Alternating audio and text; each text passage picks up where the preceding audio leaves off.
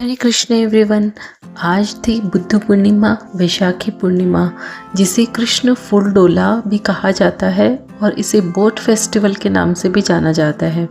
भगवान श्री कृष्ण की आध्यात्मिक दुनिया गोलोक वृंदावन में दिव्य लीलाओं का उत्सव मनाया जाता है।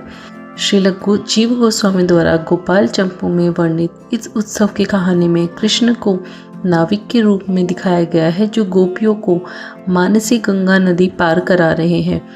प्रसाद से लदी गोपियाँ शुरू में कृष्ण की असली पहचान से अनजान होती है, लेकिन उनकी बांसुरी और चंचल स्वभाव उनके दिव्य स्वरूप को प्रकट करते हैं।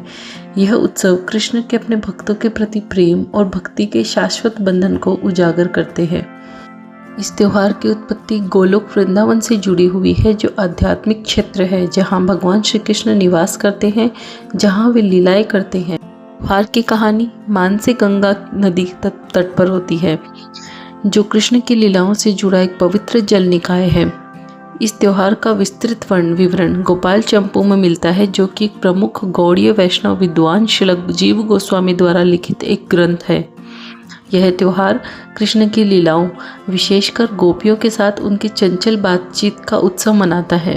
यद्यपि प्रारंभिक अंश में स्पष्ट रूप से उल्लेख नहीं किया गया है, परंतु कृष्ण की लीलाओं में यमुना नदी भी शामिल थी, जो एक अन्य पवित्र जल निकाय है, जहां वे और गोपियां नाव की सवारी का आनंद लेते थे। गोपियां मानसी गंगा नदी को पार करने के लिए यात्रा पर निकलती है, जहां उनकी मुलाकात छद्म वेशधारी कृष्ण से होती है। कृष्ण नाविक का वेश धारण करके गोपियों को नदी पार कराते हैं तथा उनके साथ मनोरंजक वार्तालाप और लीलाएं करते हैं। अपनी बांसुरी और चंचल स्वभाव के माध्यम से कृष्ण धीरे धीरे दिव्य भगवान के रूप में अपनी वास्तविक पहचान प्रकट करते हैं। गोपियाँ, जो शुरू में कृष्ण की असली पहचान से अनभिज्ञ थी, अपनी भक्ति प्रदर्शित करते हुए दही और मक्खन के बर्तन कृष्ण को अर्पित करती है। यह त्योहार कृष्ण और उनके भक्तों, विशेषकर गोपियों के बीच भक्ति के शाश्वत बंधन पर जोर देता है। यह त्योहार कृष्ण की दिव्य लीलाओं की याद में दुनिया भर के इस्कॉन मंदिरों में मनाया जाता है। कहानी में दर्शाई गई नाव की सवारी के प्रतीक के रूप में अक्सर एक सुसज्जित नाव का उपयोग किया जाता है तथा देवताओं को औपचारिक नाव की सवारी पर ले जाया जाता है। इस त्योहार में कीर्तन, देवताओं को प्रसाद चढ़ाना, अन्य भक्ति प्रथाएं शामिल होती है। इस उत्सव को भक्त लोग अपने घर पर भी मना सकते हैं और चाहे तो अपने पास के किसी इस्कॉन टेम्पल में जाकर भी इसे सेलिब्रेट कर सकते हैं। मेरे पास नाव नहीं थी, मेरे घर पे ठाकुर जी विराजमान है। मैंने पिछले साल इसी उत्सव के दौरान एक नाव ली थी, लेकिन वो नाव परफेक्ट रूप से अपना काम नहीं कर रही थी। मतलब उसके ऊपर जैसे ही मैंने विग्रह को विराजमान किया तो वो उसका वेट नहीं सहन कर पाई।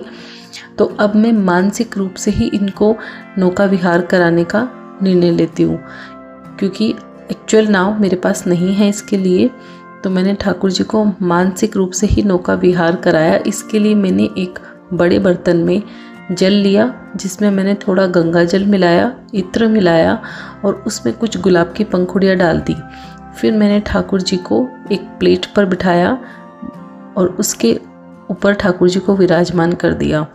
ठाकुर जी को अभी सिर्फ चंदन का लेप लगाया जा रहा है, तो मैंने उनको उसी अवस्था में इस पर विराजमान कर दिया और कुछ देर बाद मैंने वो प्लेट हटा दी, जिससे ठाकुर जी का डायरेक्ट स्पर्श उस जल के साथ हो सके। कुछ देर क्रीड़ा कराने के बाद, उन्हें इसी में घुमाने के बाद, मैंने उन्हें वापस अभिषेक कर स्नान कराकर उन्हें उनका श्रृंगार कर दिया है। आप यह उत्सव अपने घर पर भी मना सकते हैं और अपने पास के किसी मंदिर में भी। इस उत्सव को कृष्ण फूल डोला या नौका विहार के नाम से भी जाना जाता है। यह उत्सव मुख्यतः इस्कॉन के डिवोटीज द्वारा सेलिब्रेट किया जाता है। यह उत्सव इस ग्रीष्म काल में भगवान को शीतलता प्रदान करता है तथा ये भगवान की दिव्य लीलाओं का स्मरण भी करा। पूर्णिमा तिथि यूं भी भगवान श्री कृष्ण को समर्पित है और वैशाख पूर्णिमा उसमें और भी उत्तम है, क्योंकि आज ही के दिन बुद्ध पूर्णिमा भी होती है। इस प्रकार इस पूर्णिमा का महत्व और भी बढ़ जाता है। आप सभी को इस वैशाखी पूर्णिमा की हार्दिक शुभकामनाएं। सभी को हरे कृष्णा।